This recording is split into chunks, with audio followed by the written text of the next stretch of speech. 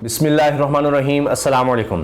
बड़ा इस्तीफ़ा आ गया है और बड़े अहम मोड़ पर यह इस्तीफ़ा आया है। लगता यह है कि कहीं ना कहीं अब भी सिस्टम के अंदर ऐसे लोग मौजूद हैं, चाहे बहुत कम हैं लेकिन ऐसे लोग मौजूद हैं जो गलत काम करने से इनकार कर रहे हैं। और ऐन मौके पर यह इनकार सामने आया है, और सिर्फ इनकार नहीं बल्कि इस्तीफ़ा सामने आया है। प्रोसिक्यूटर जनरल नैब का इस्तीफ़ा, नैब के प्रोसिक्यूटर जनरल ने इस्तीफा दे दिया है। और किस मामले पर दिया है? मामला है इमरान खान साहब के खिलाफ केस का, जो कि अलकादिर ट्रस्ट केस, जिसको कहा गया 190 मिलियन पाउंड का एक केस है। अलकादिर ट्रस्ट केस ये कि इमरान खान साहब ने एक ट्रस्ट बनाया जिसके जरिए एक यूनिवर्सिटी बनाई गई जहां पर बच्चों को, नौजवानों को मॉडर्न तर्ज पर दीनी तालीम दी जा सके, और यहां पर बच्चे तालीम भी हासिल कर रहे हैं। अब इस ट्रस्ट में कहा गया कि जनाब ये ज़मीन ये मलिक रियाज ने लेकर दी, और इमरान खान पर इल्ज़ाम कि जी जो बाहर से पैसे आए थे, जो रकम फिर सुप्रीम कोर्ट में जमा हुई थी, जो कि जुर्माने के तौर पर थी और बाहर जब्त किया जा रहा था वो उस रकम को, तो या तो वो ख़त्म हो जाता या पाकिस्तान उसको परसू करता, या फिर ये कि पाकिस्तान उसको वापस ले लेता उस रकम को। तो वो फिर मलिक रियाज साहब के साथ ये डील बरतानिया की एजेंसी की हुई थी, नेशनल क्राइम एजेंसी की, और उस पर या तो पाकिस्तान फिर जाकर वो केस लड़ता या आगे जाता तो वो सारी रकम ख़त्म भी हो सकती थी। बहरहाल एक लंबी डिबेट है उसमें। तो वो जनाब सारी रकम जो उनको जुर्माना हुआ था, सेटलमेंट हुई थी नेशनल क्राइम एजेंसी के साथ मलिक रियाज की, वो रकम सुप्रीम कोर्ट में जमा हो गई।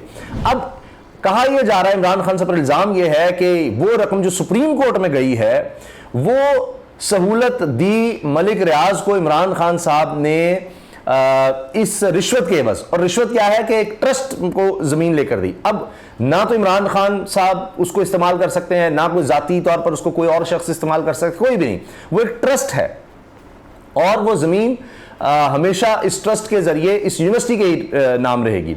अब ये इल्जाम जनाब लगा, ये अलकादिर ट्रस्ट, ये सारा मामला था। अब ये रेफरेंस ही नहीं बन पाएगा। आगे प्लान ये बताया जा रहा था कि शायद इमरान खान साहब की जो गिरफ्तारी है वो अब इस केस में डाली जा सकती है, क्योंकि अब साइफर केस भी कमजोर नजर आ रहा है, तो शाखाना केस की तरह वहां पर इमरान खान साहब की रिहाई हो गई।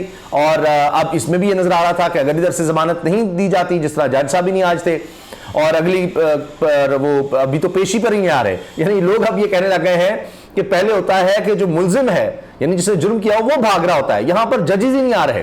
तो इससे एक मतलब ये लिया जा रहा है कि केसेस कमजोर हैं कि जब भी आएंगे तो हम अगर रिलीफ नहीं देंगे, जमानत नहीं देंगे, तो अगली अदालत में जाएंगे, तो उस फिर हाई कोर्ट में फिर मामला आएगा, सुप्रीम कोर्ट में, तो कहां चीजों को मैनेज किया जाएगा, बड़ा मुश्किल हो जाएगा। वरना तो आकर आप फैसला सुना दे कि जी हाँ जी बिल्कुल ये जमानत नहीं बनती, लेकिन अगर नहीं करेंगे तो आगे वो जाएंगे, इसलिए लटकाया जाता है। यही बात हमने पहले भी केसेस में देखी थी, तोशाखाना में भी देखी थी। बहरहाल अब अर्ज ये है कि यहां पर भी ये कहा जा रहा है, जो सीनियर रिपोर्टर हैं वो ये रिपोर्ट कर रहे हैं कि इन्होंने इनकार किया कि जनाब ये रेफरेंस नहीं आगे जाना चाहिए या नहीं बनता, तो इन पर इतना दबाव था कि इन्होंने फिर इस्तीफा ही दे दिया। अब ये साबिक जज रहे हैं जो प्रोसिक्यूटर जनरल नैब है, उन्होंने इमरान खान के खिलाफ रेफरेंस की मंजूरी दिए बगैर ही इस्तीफा दे दिया, और उन्होंने कहा जी जल्द मेरा इस्तीफा मंजूर कर लिया जाए। ये 12 तारीख तक, कोई 15 भी कह रहा है कि उससे पहले पहले ये मंजूर कर लिया जाए। ये बिल्कुल वही सूरत हाल है जो साबिक चेयरमैन नैब आफ्ताब सुल्तान वाली थी। उन्होंने भी जाकर नैब के लोगों से बार बार बात की थी कि जनाब आप लोग गलत काम ना करें, और जो मुझे कहा जा रहा है गलत काम करने को मैं नहीं करूंगा। फिर उन्होंने कहा कि मैं इस्तीफा दे रहा हूं। उसके बाद उनके इस्तीफे के फौरी बाद हमने देखा कि ये सारा फिर केस बनना शुरू हो गया, ये अलकादिर ट्रस्ट के, इमरान खान साहब के खिलाफ नैब के रेफरेंस, ये सारा कुछ, फिर उसके बाद ये सारा कुछ हुआ था। अब जो लोग कहते हैं जी सदर पाकिस्तान इस्तीफा दे दें, इस्तीफा दे दें, तो इस्तीफे के बाद तो रास्ते हमवार हो जाते हैं, कोई और आकर बंदा लगा दिया जाता है, फिर मामला आगे चलाए जाते हैं। अब ये बहुत बड़ी बात है कि ये इस्तीफा सामने आया है, और ये हम कह सकते हैं इमरान खान साहब के जेल जाने के बाद पहला बड़ा इस्तीफा है। और इसके साथ साथ एक और मामला भी, उस पर भी हम आते हैं कि इमरान खान साहब ने आर्मी एक्ट को और ऑफिशियल सीक्रेट एक्ट की जो तरामीम है, जो नया कानून बनाया गया जिस पर सदर ने कहा जी मैंने दस्तखत नहीं किए, उसको भी सुप्रीम कोर्ट में चैलेंज कर दिया है। और बहुत से लोग ये उम्मीद लगाए बैठे हैं कि शायद अब उमर तामन दयाल साहब जाने से पहले कोई एक काम कर जाएं और शायद इसी केस पर फैसला दे दें। दिन बहुत कम है, मुझे ये मुश्किल लगता है, लेकिन बहरहाल ये सुप्रीम कोर्ट में मामला चलेगा। आगे काजी फाइसा साहब होंगे। अब देखना यह है कि वो बेंचेस का मामला क्या होता है। लगता यही है कि वो आकर अपने पास नहीं रखेंगे رکھیں گے اختیار, وہ بھی مل کر بینچ بنائیں گے 2 سینئر ججز سے, اور پھر یہی ہوگا کہ یہ کیس کسی کے پاس بھی جا سکتا ہے اور یہ پھر کچھ بھی ہو سکتا ہے. بہت سے لوگ کہہ رہے ہیں کہ جی سپریم کورٹ کے اتنی بڑی تعداد میں ججز کو مینیج کرنا بڑا مشکل ہو جائے گا, یہ سب باتیں ہو رہی ہیں. تو لہٰذا جناب ایک طرف عمران خان صاحب نے بڑا کارڈ یہ کھیلا ہے کہ اپنی طرف سے, چیئرمین تحریک انصاف کی طرف سے یہ معاملہ گیا ہے کہ صدر نے دستخط ہی نہیں کیے. صدر نے خود کہہ دیا کہ اللہ کو گواہ بنا کر کہتا ہوں کہ جناب یہ میں نے دستخط نہیں کیے, یہ دھوکہ دیا گیا, اور معافی بھی مانگی جن لوگوں پر اس کے تحت کیس چلیں گے. عمران خان کے خلاف جو کیس سائفر والا ہے وہ بھی آفیشیل سیکرٹ ایکٹ کے ہی حوالے سے خیر کیس ہے. پہلے جناب پروسیکیوٹر جنرل قومی احتساب بیورو نیب سید اصغر حیدر قبل از وقت عہدے سے مستعفی ہو گئے. ذرائع کا کہنا ہے چیئرمین نیب کو استعفیٰ بھجواتے ہوئے انہوں نے درخواست کی ہے کہ ان کا استعفیٰ 12 ستمبر سے قبل قبول کیا جائے. پروسیکیوٹر جنرل نیب کی مدت ملازمت فروری 2024 کو مکمل ہونا تھی.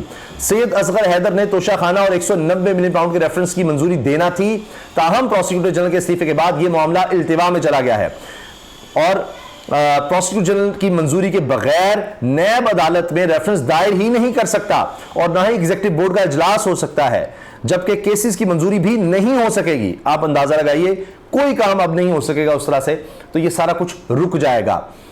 ظاہر ہے کوئی اور بندہ آ جائے گا وہ چلائیں گے, لیکن پتہ لگ گیا کہ جناب یہ سارا اسی طرح جس طرح آفتاب سلطان نے کہا تھا کہ یہ سب غلط ہے, میں غلط کام نہیں کر سکتا, اس کے فوری بعد یہ سارا کچھ ہونے لگ گیا تھا. آفتاب سلطان آئی بی کے سربراہ رہے, آئی بی انٹیلیجنس بیورو کے.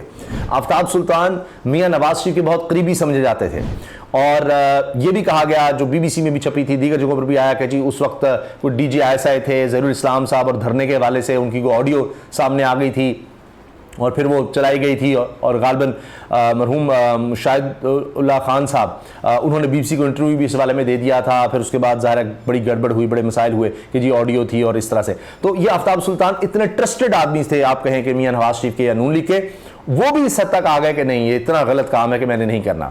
عمران خان کے خلاف اس طرح کے ریفرنس اور یہ کیس اور یہ جعلی یہ سب باتیں کی تھی. اب ایک اور معاملہ آ گیا ہے کہ پروسیکیوٹر جنرل نیب بھی اس موقع پر جناب جو ہے وہ استعفیٰ دے گئے ہیں اور انہوں نے اس کی تصدیق بھی کر دی ہے.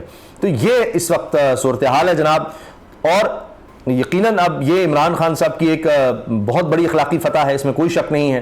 کیونکہ آپ دیکھیے اس سے پہلے ڈاکٹر عارف الوی جو ٹویٹ کر چکے, یہ ان کا ٹویٹ آیا اور اس سے پوری پاکستان میں جو مشینری تھی وہ بھی ہل گئی, پوری دنیا میں بھی پتہ لگ گیا پاکستان میں کیا نظام چل رہا ہے. یہ اگست کو انہوں نے کیا تھا, 20 اگست کو, میں اللہ کو گواہ بنا کر کہتا ہوں کہ میں نے آفیشیل سیکرٹ ترمیمی بل 2023 اور پاکستان آرمی ترمیمی بل 2023 پر دستخط نہیں کیے کیونکہ میں ان قوانین سے متفق نہیں تھا. میں نے اپنے عملے سے کہا کہ وہ بغیر دستخط شدہ بلوں کو مقررہ وقت کے اندر واپس کر دیں تاکہ انہیں غیر مؤثر بنایا جا سکے. میں نے ان سے کئی بار تصدیق کی کہ آیا واپس جا چکے ہیں اور مجھے یقین دلایا گیا کہ وہ جا چکے ہیں, تاہم مجھے آج پتا چلا کہ میرا عملہ میری مرضی اور حکم کے خلاف گیا. اللہ سب جانتا ہے, وہ انشاءاللہ معاف کر دے گا, لیکن میں ان لوگوں سے معافی مانگتا ہوں جو اس سے متاثر ہوں گے.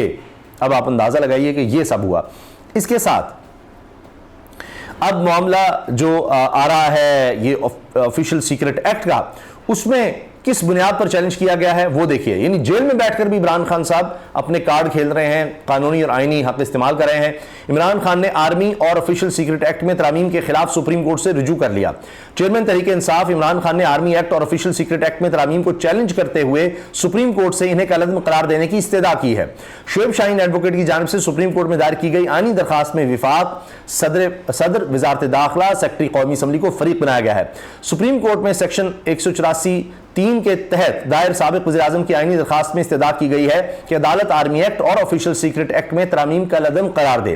درخواست میں کہا گیا کہ صدر مملکت سوشل میڈیا پر وضاحت کر چکے ہیں انہوں نے دونوں قوانین میں ترامیم کے بل پر دستخط نہیں کیے ہیں, جبکہ آفیشیل سیکرٹ ایکٹ آرمی ترمیمی ایکٹ بنیادی انسانی حقوق سے متصادم ہے.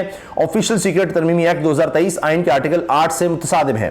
درخواست میں موقف اختیار کیا گیا ہے کہ آفیشیل سیکرٹ ایکٹ کے تحت خفیہ اداروں کو بغیر وارنٹ کسی بھی گھر میں گھس کر تلاشی لینے کا اختیار دینا غیر آئینی ہے. آرٹیکل 8 کے مطابق کوئی بھی قانون جو بنیادی حقوق سے مطابقت نہیں رکھتا یا اس کی تنسیخ کرتا ہے اسے کالعدم قرار دیا جائے گا. یہ ہے جناب مکمل خبر.